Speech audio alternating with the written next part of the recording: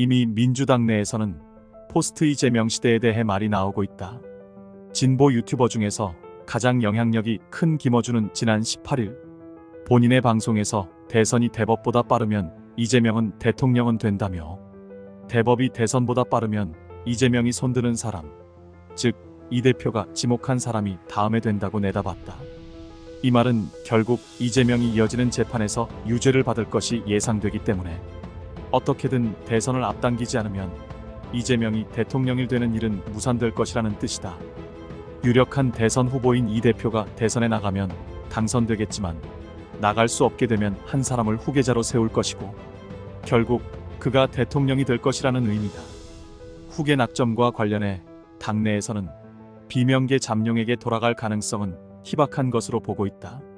이 대표가 친명 핵심을 지목하지 않겠느냐는 전망이 나온다.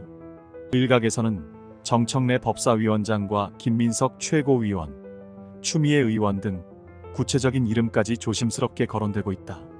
어찌되었건 민주당의 여론 형성에 큰 영향을 미치는 김어준이 포스트 이재명에 대해 언급했다는 것은 플랜 B를 준비해야 한다는 의미가 있는 것이다. 그리고 비명계의 잠룡 중의 하나인 김동연 경기지사는 이재명의 선거법 1심 판결에 매우 부당한 판결이라며 이재명의 손을 드는 듯한 발언을 하면서 지금은 플랜 B를 논의할 때가 아니라는 말을 했지만 지금은 이라는 수식어에 김동연 지사의 본심이 있는 것이다. 즉 아직은 아니지만 이재명의 위증교사도 중형이 선고되고 선거법 항소심이 그대로 형이 유지된다면 그때쯤 가서는 플랜 B를 가동하겠다는 뜻이다. 그리고 정치구단 박지원도 SBS 라디오에서 진행자가 포스트 이재명에 대해 묻자 그건 너무 빠르다고 답을 했다. 즉 포스트 이재명은 필요 없다. 이재명이 무죄받을 것이기 때문에 이재명으로 충분하다가 아니라 그건 너무 빠르다라는 본심이 나온 것이다. 즉 포스트 이재명이 필요하다는 의미이다. 아마 박지원도 이재명이 위증교사가 중형이 선고되고 선거법 항소심이 그대로 형이 유지된다면 이재명의 대안이 필요하다라는 의중이 있는 것이다. 이렇게 포스트 이재명에 대한 논의가 은연중에 이뤄지고 있는 것이다. 지금 대외적으로는 친명계 의원들이 너나 할 것 없이 이재명을 두둔하는 강성 발언들을 쏟아내고 있는데 이것은 이재명을 위해서 그런 게 아니라 이재명의 지지층을 흡수해서 차기 당권을 차지하려는 권력욕이 있기 때문이다.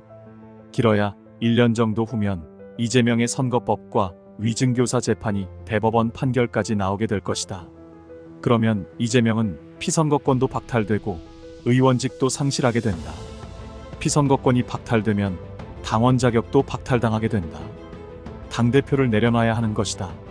지금 민주당의 분위기로 보면 내년 봄쯤 항소심 결과가 나오게 되면 이재명의 지지층을 흡수해서 차기 당권을 움켜쥐고 싶은 인간들이 행동을 보일 것이다. 결국 이재명은 누군가에게 권력을 넘겨줘야 한다.